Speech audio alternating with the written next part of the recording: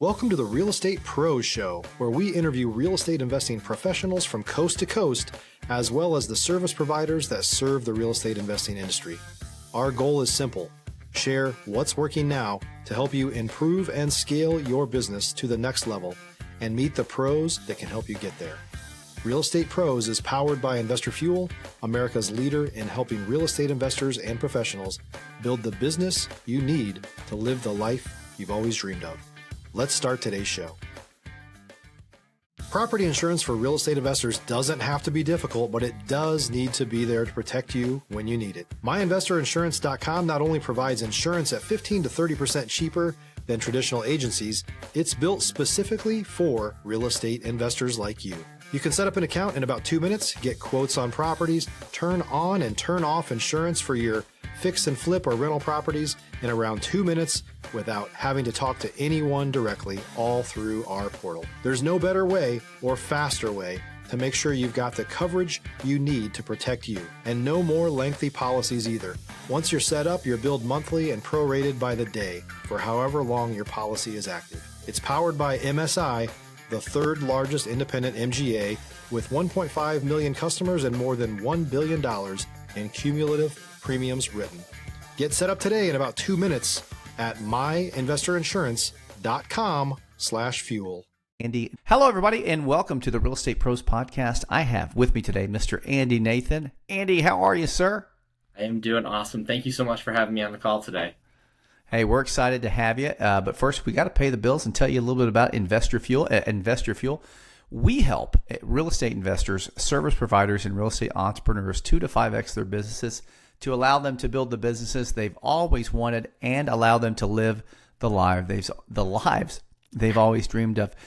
Andy, Thanks for being on the show. I always like to hear this from real estate investors and entrepreneurs. How did you get started in the business? What were you doing before you engaged in real estate? What did that look like for you?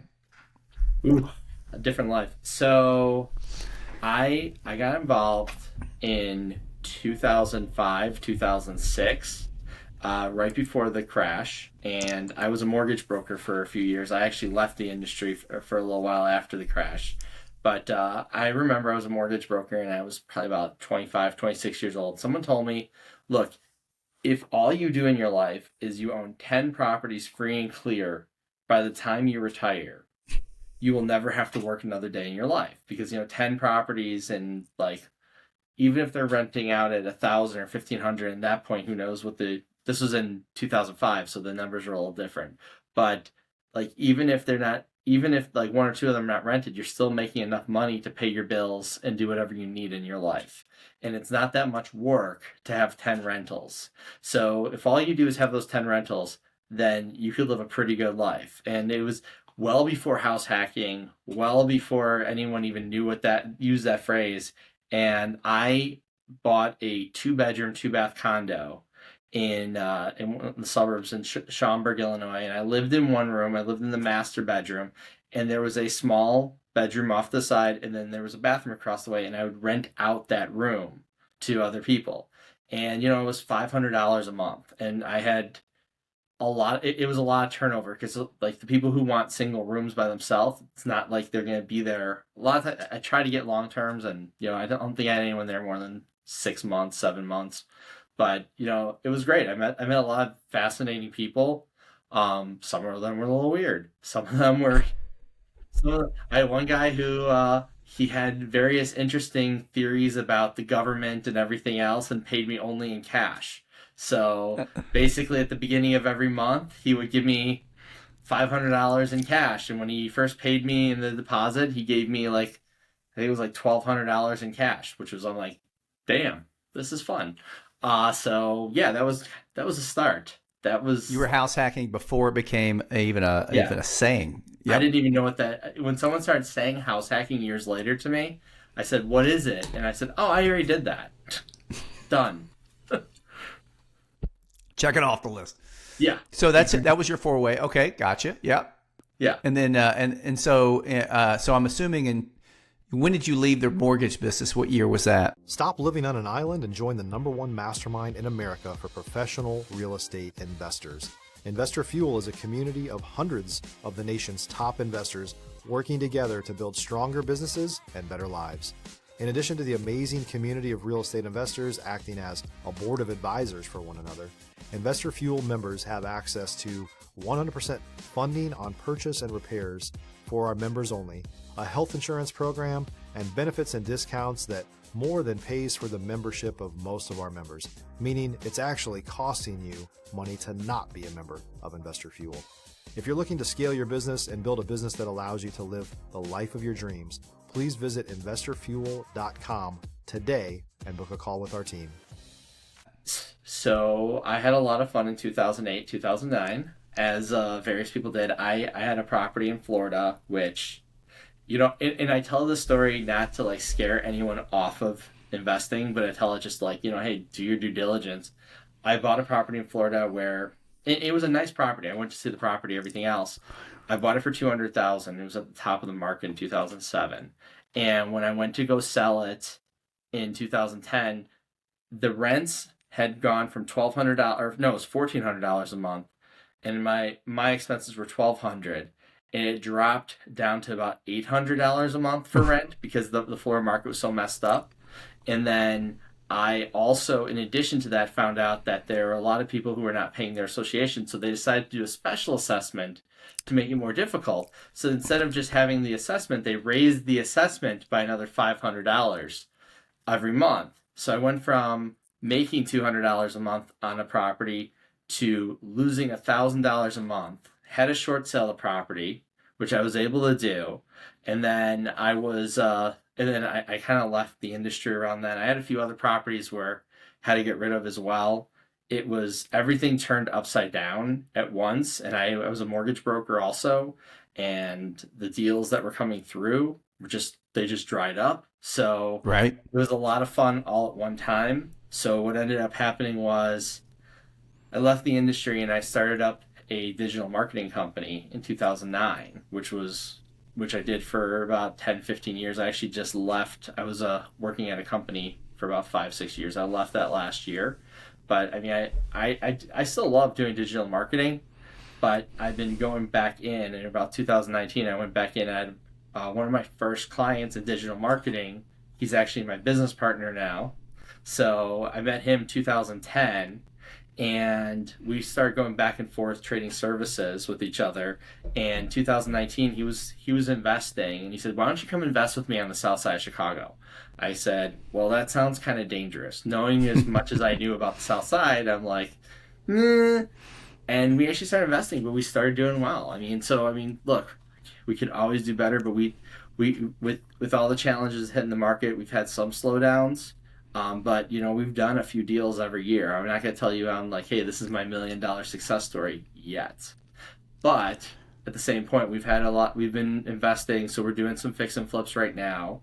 And there's a property we bought in 2019 that we sold in 2021 because we actually rented it for a year or two because we got held up by COVID. And then there's a property actually we've been renting for a few years. We're trying to sell now that we bought for $25,000. We rehabbed it for $70,000, and we have it on the market right now for about $309,000. So we're hoping to get that sold at a decent price in the next few weeks. And we bought a few other properties, and we're starting to flip some more now. And I really want to get more into flipping because last year we actually started our own contracting business, and we started doing that as well. So in our first year, we did about $325,000 in business and sales. So first year out. So, and we're looking to grow from there. So kind of doing. And this was just in the contracting side? Just in the contracting side, not talking about the investing side. Yeah. I'm still working on taxes for the investing side. Non-advertisement for QuickBooks. I finished everything on my bookkeeping for that, and apparently QuickBooks changed their entire process and messed up my books right before my accountant can see them. Yeah, I have a hate relationship with QuickBooks. Yes. It's causing me to actually, I'm not telling what people to do, but I'm rebooting all my businesses. I'm doing new general partnerships and just starting over in a new, new program. I haven't decided. It's not going to be QuickBooks though. It's going to be something else. In my you also, I've been looking at Zero, and then FreshBooks. I don't think is going to work fully for me, but Zero might. I haven't fully taken the dive. I want to spend some time on it, and I just haven't had the time to do it.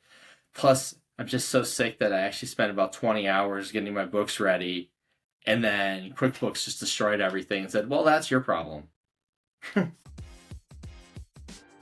If you're looking for consistent, high-quality leads, look no further than Investor Machine. Investor Machine isn't just another agency. It's the most sophisticated, data-driven lead generation company on the planet for real estate investors, and serves the role of being not just a lead generator for your business, but a marketing partner that is helping you achieve your goals along the way. Go to investormachine.com to learn more and schedule a call with our team today.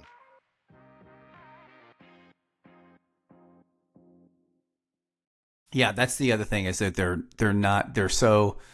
they got so much of the market share that they don't care about you. So I need to find somebody that cares about you.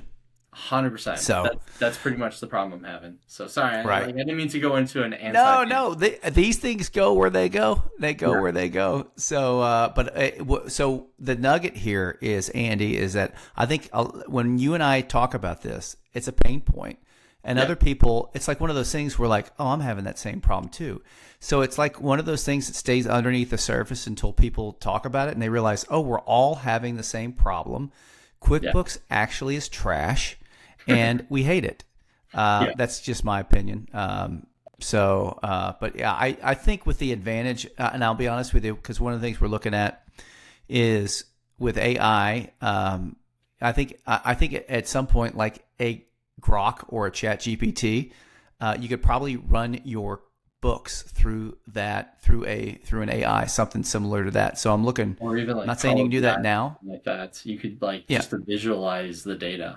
Like that's that's actually what I want. I mean, I worked for a tech company for a few years, so it's like I got to see the stuff that you could do right now with your data when you use it properly is insane. I mean, yes, once you get it away from the banks. Yeah, that's right. All right, so Andy, so you've got you're a realtor. Are you doing a lot of business as a real estate agent, or is it mainly real estate investing, or what's that look like for you? So most of my stuff as a realtor is my own listings. So it's my own properties I'm selling. I do have one rental listing that I'm doing right now for somebody. It's close by. It's somebody that I connected with a few years ago. They reached out to me about a month or so ago and said, hey, we need to rent out a property. So I am doing that, but it's not my main business. I mean, if you were I've had conversations with my brokerage and like, well, why aren't you doing more business? I'm like, well, I'm just selling my properties right now. They said, well, you should do more for others. I'm like, yeah, I don't really want to. Not that I will not turn down business if someone comes to me. It makes sense. But it's got to be it's got to make sense and low hanging fruit. It can't take a lot of your time, right? Exactly. Or if it's going to take my time, it better be, hey, I want to buy $1 million property and we need an agent. Of course I'll do that. I mean, I'm not. Oh, yeah. I got you. I'm your man. I did that I helped my brother-in-law buy his place a few years ago. I helped some friends buy some places as well. So it's like I have done it, but I don't really. It's a lot to know, and there's a lot of things like the details and those contracts that you just have to be careful on. And I know enough to be dangerous. I mean, I've done all the courses. I just don't want to have to do it for other people. Yes. Okay. Well, Andy, I got to ask you this. This just kind of popped in my brain because I've been talking to a lot of other real estate investors that invest in different states. How is the state of Illinois as far as investing? Or what are they putting up? So we have this whole red state, blue state thing. I'll give you kind of a flavor. I had a lady that I was talking to a couple days ago, and they moved from the Oregon, Washington area to Tennessee. And it's like, she's like, it's like sunshine in my brain all the time now because we don't have all these regulations that we have to adhere to. And so Illinois is your market, correct? Yes. And Chicago as well, Indiana maybe. But yeah, tell me what that looks like. How's the government doing such a great job in helping you make a profit? If you're a new or newer real estate investor looking to launch or grow your real estate investing business, please check out Investor Fuel Club. It's a coaching community, but unlike anything you've ever seen before. And you can actually partner with members of our mastermind from coast to coast on deals right in your market. There's no better opportunity to build a consistent business than to literally partner with pros to help you avoid costly mistakes, avoid the need for capital to do deals, and help you eliminate your fears as you're starting your business. Learn more about Investor Fuel Club at investorfuel.com/club. Okay, so this is going to sound a little crazy, and I just want if this is the one clip that you get out of this video, that's okay. I love the fact that there's regulation in Illinois. I love it. All right. I love it for a few reasons. One, if I want to say no to somebody, I know why I'm saying no to them, and I know why I can't say no to them. Two, Okay. it scares off other investors. You know, you always talk about like the better. You talk about all the different advantages over having a marketplace. If Right. you're not in Chicago, you're not to say that you won't invest in Chicago. I mean, like, hey, if some large investors are going to invest in Chicago, but your average investor who's on bigger pockets and watching the podcasts and I don't know, they watch all that stuff, they're not going to be going out there and say, we're going to go to Illinois because there's so much regulation. And then they're going to hear everything that Donald Trump says that's wrong with Chicago, which is kind of funny.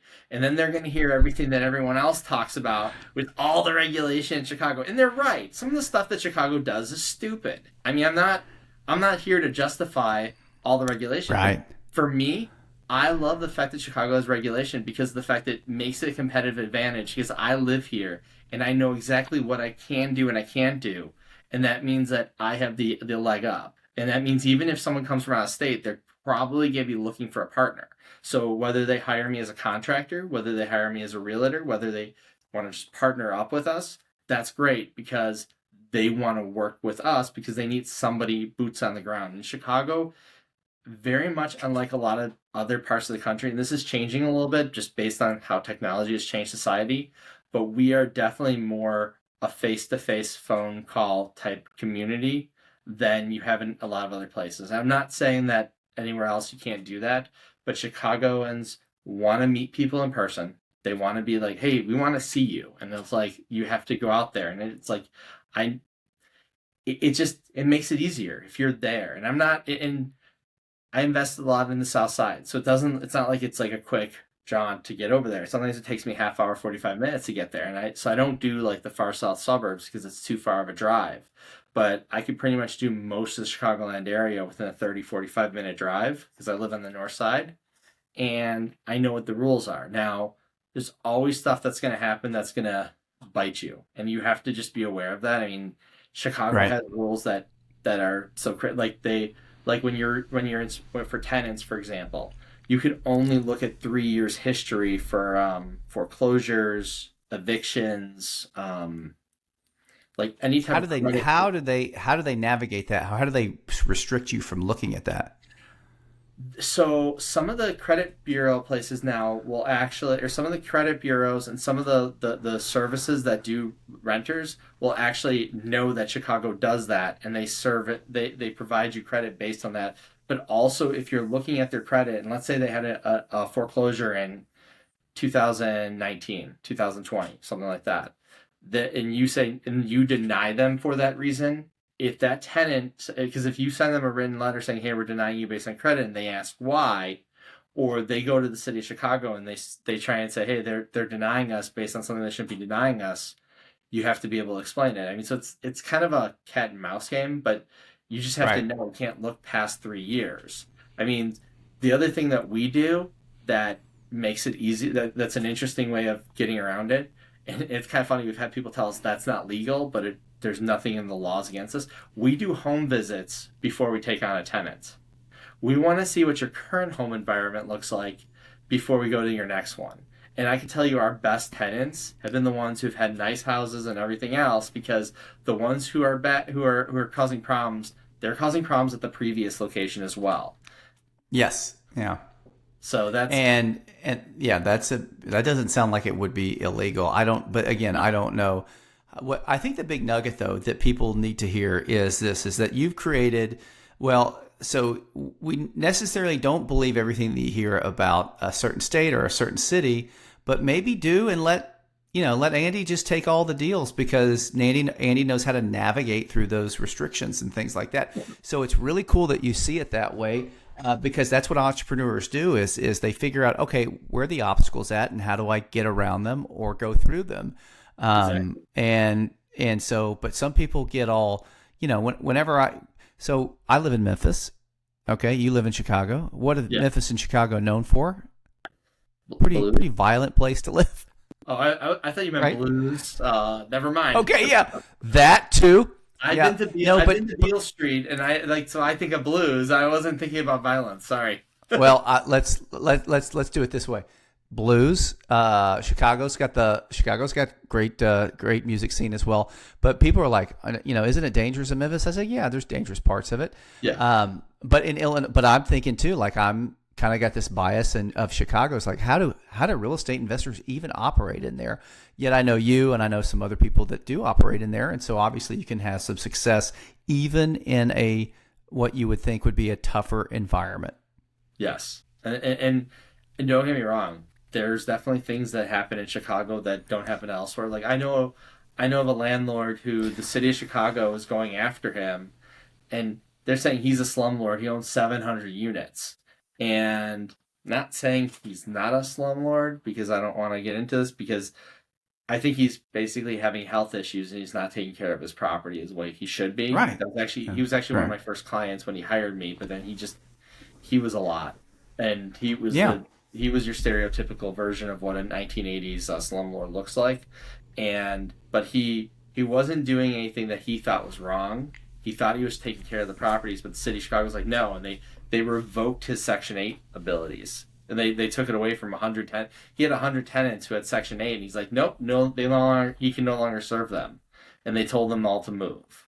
So it's very interesting, like, because I don't think you would have that happen if you were to go. I mean, maybe some parts of Texas, but most of Texas, you're not going to see that happen. So, like, where they're like, we're going to take away your rights to own these properties. And it's just he's constantly battling the city. Like, that was one of the reasons why I got started as a contractor. He needed someone to fix up the properties. So I did start fixing up some of his properties, but then we ran into problems because it's just like he was having so many legal issues. We had to stop, and we had to step away. Wow. We were part of it. But I mean, Yeah. I do get like where, like, people don't want to come in there. But yeah, like you said, it's an opportunity. We're entrepreneurs. Yeah, right. And then if more people are exiting because they think it's untenable, then that just opens it up for you to help people solve problems and do the things. Yeah, where people are afraid to go, and that means there's even more opportunities. Yes. Yeah. All right. So Andy, tell me a little bit about like what is working now for you, and kind of like what projects are you working on now, or like give me or I'll give you, it's kind of a choose your own adventure. Give me a creative deal that you've done in the past that would entertain the viewers. Okay. Okay, so I'm thinking I have two things. Okay. So we did a deal in the past with somebody where, and we'll do this again. We'll do this again with people as well. Like I talked about partnering. So someone owned a there was an investor who owned a property. We didn't know them at the time. We're actually partnering with them now on some other deals, but we didn't know them at the time. They're based out of LA. So you talk about like out of state investor and things like that, and bringing in local people. They're from LA. They had a property. We submitted an offer. They didn't like our offer, and that's okay. We have a lot of offers that don't get accepted because we're investors and we're not charity. So we submitted the offer. So my partner came back and he says, I'll tell you what, we're not going to put any money down, but we'll fix and do all the rehab for you. Because like I said, we're contractors. Yeah. We'll do all the rehab for you. We'll pay for the rehab, and then we'll split the profits on this. We did that. They came back and said, we have a second property for you. We did that one also. We split the profits on that. And now they came back to us like, well, now we have all this money. We want to reinvest in some new flips. So they're actually putting down the money for deposit, and we're going to do a partnership agreement similar to that. And they're putting down all the money on the purchase and the rehab, and we're going to do all the work and then split the profits upon completion. So that's... Well, I love that's a good creative deal. Yeah. And then another deal, we had an opportunity at the end of last year to buy a property, and we had just spent like $40,000 on some stuff, and we were low on cash. We needed 30. We put an offer on a property. It was $30,000. They accepted the offer. We're like, well, I told my partner said we could close in 2 weeks. I said, our private money person bowed out, and they were like, we don't have it. So we ended up getting some money because our contractor account, we could get a line of credit. Got a line of credit from our contractor account, bought the property in cash from that amount, and then we went to a hard money lender, and then we're doing a hard money rehab of it. We should be done in the next month or two with the rehab. So we bought this property for $30,000. We're putting about $150,000 into it. The after repair value, according to the appraiser, was $310,000. So it's, even you take out closing costs, you're talking about $100,000, give or take. Yeah, that'll hunt. Yeah, that's awesome.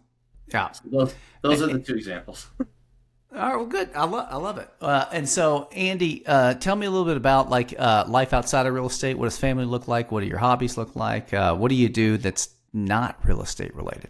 So I have two small children. I was mentioning this to you before we got online. I have a daughter who's going to be 4 next month, and then I have a son who is 8 months. He's 7 months old. He's going to be 8 months, I guess, soon.